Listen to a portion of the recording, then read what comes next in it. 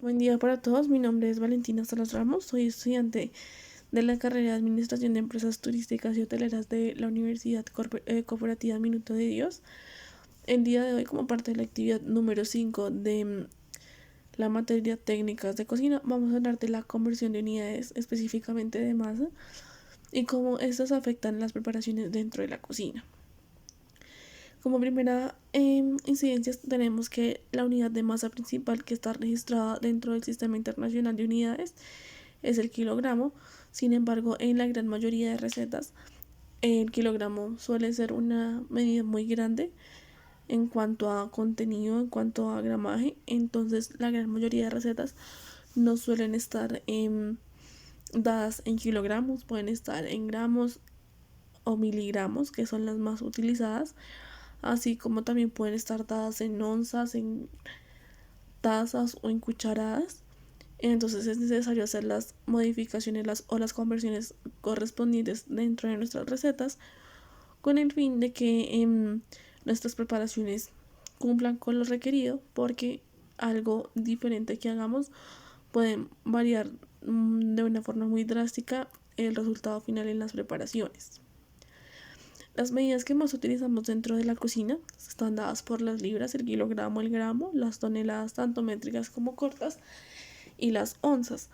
Estas son medidas más matemáticas, tangibles y medibles, y son las más comunes dentro de la cocina. Sin embargo, hay ocasiones, y en la gran mayoría de recetas, vamos a tener otras medidas que no son tan medibles, son más visuales y se van dando y desarrollando con la habilidad del cocinero, del chef. Estas medidas pueden ser las tazas, las cucharadas, las pizcas de algún producto. Usualmente nos piden una taza, 2 tazas de leche, una de agua, una cucharada de azúcar, y no son medidas como muy tangibles, porque alrededor de una cuchara sopera grande puede estar o puede tener alrededor de 15 gramos, entonces es algo muy cambiante. Sin embargo, en la tabla que estamos viendo hay una forma de ser más visual o de medir un poco más estas medidas o estas porciones en elementos o en ingredientes como lo son la harina, el azúcar, la mantequilla, que no pueden faltar dentro de una cocina. También muy importante para recalcar aquí y es el uso correcto de las temperaturas, que también pueden alterar nuestras preparaciones, porque no es lo mismo que nosotros nos digan que vamos a colocar una receta o una preparación a 200 grados Fahrenheit y nosotros la colocamos a 200 grados Celsius. La diferencia en cuanto a unidades es bastante. En cuanto si ponemos una preparación en la medida que no es correcta, pues vamos a alterar el resultado final o posiblemente no lleguemos a un resultado final porque no es correcto. La forma más fácil de ver estas relaciones en cuanto a las medidas y la importancia dentro de la cocina es con la explicación de nuestras recetas.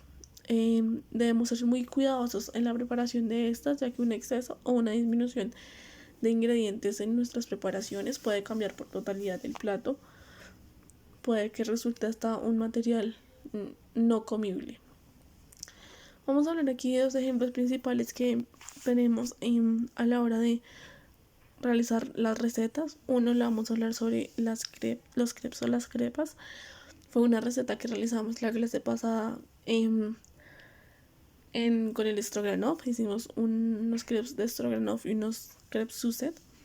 Entonces, la preparación básica aquí y una de las más importantes era el crepe. El crepe ya teníamos unas medidas específicas para su preparación, que eran 200 gramos de harina de trigo, 2 unidades de huevos, 700 mililitros de leche, media cucharada de azúcar y una pizca de sal. Estos ingredientes en estas medidas y en estas proporciones nos iban a llevar al resultado final. Una mezcla consistente, líquida pero no tan sólida, manejable, que también se convertía en manejable a la hora de ponerla en el sartén y a la hora de obtener el resultado final. Si en caso contrario de utilizar 200 gramos de harina, nosotros hubiésemos utilizado 400 gramos de harina en 700 mililitros de leche, la consistencia nos iba a quedar muy sólida, manejable, maleable, pero más como una plastilina y no como una mezcla para hacer una preparación, por lo cual estaba mal. También iban a estar mal los puntos de azúcar y de sal porque estábamos agregando más harina de la que nos requería la preparación. También caso contrario podía suceder si a la misma preparación de 200 gramos de harina, en vez de agregarle 700 mililitros de leche, le agrego 1400 mililitros de leche. La preparación va a quedar con el doble de leche necesaria, por lo cual va a quedar muy líquida. Por lo mismo no vamos a encontrar la consistencia correspondiente, la consistencia correcta. Va a quedar líquida, no manejable y hasta incomible, o nos va a generar pérdida de producto porque vamos a requerir hacer o agregar más preparación, más harina, más huevos, más azúcar, más sal y vamos a desperdiciar material o materia prima en cuando no la necesitábamos. Algo muy similar nos sucede con los fondos que también vimos en las clases pasadas. Una de las aclaraciones más importantes en los fondos, cuando empezábamos a agregar el milk en la receta, la proteína, después el agua, era que no agregáramos puntos de sal. ¿Por qué? Porque los fondos iban a hacer la preparación inicial para completar nuestras salsas madres, como lo podría hacer en el caso de un fondo claro la boulette o la bechamel y en un fondo oscuro la salsa española. Como era la parte inicial, como las usualmente en los hoteles estas preparaciones se quedan cocinando por tiempo, bastante tiempo, los caldos o los fondos se empiezan a salar con el paso del tiempo. Entonces agregarle sal a una preparación que después de un tiempo la va a utilizar ya va a ser una preparación muy salada que me va a dañar la preparación futura, que podría ser una salsa boulette, cuando también sé que tengo que hacer el roux agregando la mantequilla y la harina y debo agregar más ingredientes. Entonces el punto final no me va a quedar, aparte de que también va a ser acompañante de una proteína la cual también ya tiene sal, entonces me va a quedar algo muy probablemente salado.